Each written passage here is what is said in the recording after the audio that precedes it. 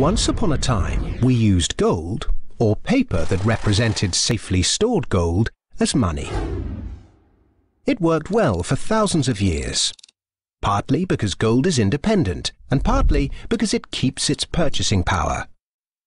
An ounce of gold buys you as much food, clothing, and energy as it did 50, or 150, or 1,550 years ago. Compare that to modern money, which seems to buy you less and less each year.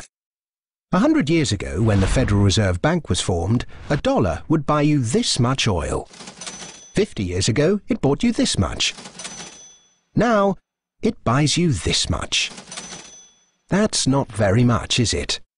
In fact, in the 100 years since the Federal Reserve Bank was formed to protect the currency, the purchasing power of the dollar has fallen by this much.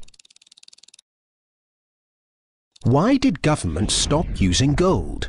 In 1914, the British and German governments were committed to various spending programs and World War I, a war that probably needn't have happened, and neither had the money or gold to pay for it. So they took their countries off the gold standard and, free of its restraints, printed the money they needed. In 1971, the American government was committed to various spending programs and Vietnam, a war that probably needn't have happened. And it didn't have the money or gold to pay for it, so it took America off the gold standard and, free of its restraints, printed the money it needed. Sound familiar? If governments didn't have the power to run up deficits, these wars could never have happened. There wasn't the gold to pay for them. The bill is eventually paid by the people through the stealth tax that is currency devaluation by inflation. It's the law that what we use as money be money. The government and its banking agencies have the power to issue money, but no one else may do so. Unlike gold, of which there is a finite amount in the world, with this fiat system, there is no limit to how much money can be created, so inflation becomes inevitable. Look at the mess the UK and Germany got the world into after leaving the gold standard in 1914.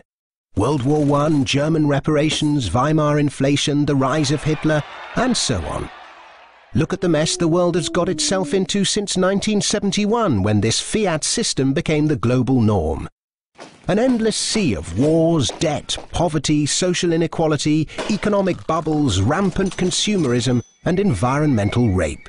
None of which could ever have happened to anything like the same extent, with that little bit of discipline and restraint imposed by gold. The ability to issue money is too much power for governments, banks, anybody, however well-intentioned. The best way to stop the abuse of power is to spread it as thinly and widely as possible. That's why we need to get back to a sound system of money. Unlike any bank, any corporation, any government or any body, gold really is independent.